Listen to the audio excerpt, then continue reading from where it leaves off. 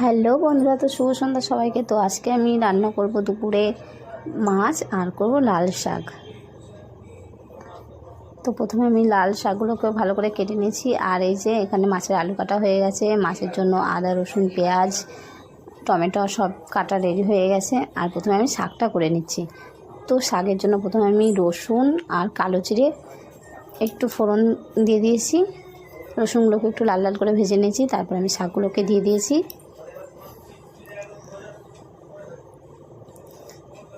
তো শাকের মধ্যে আমি পরিমাণ মতন লবণ হলুদ দিয়ে দিচ্ছি, দিয়ে একটু ভালো করে নেড়ে চেড়ে নিচ্ছি।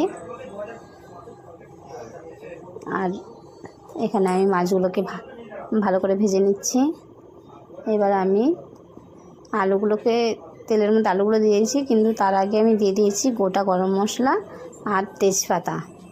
তো আলুগুলো আমার ভাজা হয়ে গেছে। এবার দিয়ে দিয়েছি পেঁয়াজ টমেটো।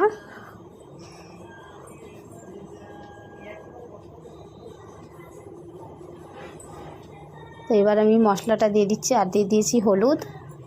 তো এবার ভালো করে কষিয়ে নিচ্ছি।